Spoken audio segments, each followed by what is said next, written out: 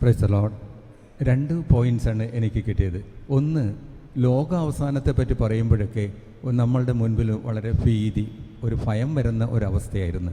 വാസ്തവത്തിൽ നമ്മളുടെ ഈ ലോകത്തിലുള്ള ലോകം മാറി ഒരു സ്വർഗരാജ്യം, ദൈവിക ലോകം വരുന്ന ഒരനുഭവത്തെപ്പറ്റി പറയുകയുണ്ടായി. വാസ്തവത്തിൽ മനുഷ്യൻ്റെ രക്ഷയല്ല, അവനൊരു പുതുജീവൻ കൊടുത്ത് സ്വർഗരാജ്യം സമാപിക്കാൻ വരുന്ന ഒരവസ്ഥയിലേക്കാണ് ആ ചിന്ത പോകുന്നത്. രണ്ടാമത്, ദൈവത്തിൻ്റെ വചനം നമ്മളിൽ വരുമ്പോൾ മുട്ടയിൽ നിന്ന് കോഴിക്കുഞ്ഞ് വരുന്ന ഒരു സംഭവം പറയുകയുണ്ടായിരുന്നല്ലോ. ആ മുട്ട പൊട്ടിച്ച് അതിൻ്റെ ചുണ്ടുകൊണ്ട് പൊട്ടിച്ച് നമുക്ക് ആർക്കും വാസ്തവത്തിൽ ഞാൻ അങ്ങനെ വിചാരിച്ചില്ല. ഈ തള്ളക്കോഴി അതിൻ്റെ പുറത്തിരിക്കുന്ന അതിൻ്റെ പ്രഷർ കൊണ്ടോ മറ്റോ ഒക്കെ ആയിരിക്കും കോഴി കുഞ്ഞ് പുറത്തു വരുന്നതെന്നാണ് ഞാൻ വിചാരിച്ചിരുന്നത്. വാസ്തവത്തിൽ അങ്ങനെ അല്ല.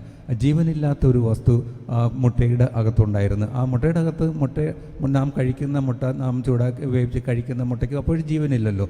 പക്ഷേ ഇത് ജീവൻ പ്രാപിക്കുമ്പോൾ ആ കവറെല്ലാം പൊട്ടിച്ച് കളഞ്ഞ് പുറത്തോട്ട് വരുന്നു. അതൊരു പുതിയ സൃഷ്ടിയായിട്ട് വരുന്നു.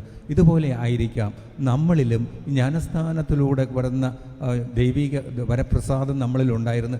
അത് ഉണർന്നു വരുമ്പോൾ ശക്തി പ്രാപിച്ച് തീർച്ചയായിട്ടും 19-ാം സങ്കീർത്തനത്തിൽ പറഞ്ഞതുപോലെ നമ്മുടെ ശബ്ദവും പല സ്ഥലത്തും കേൾക്കുമാറാകട്ടെ എന്ന് ഞാൻ ആഗ്രഹിക്കുന്നു.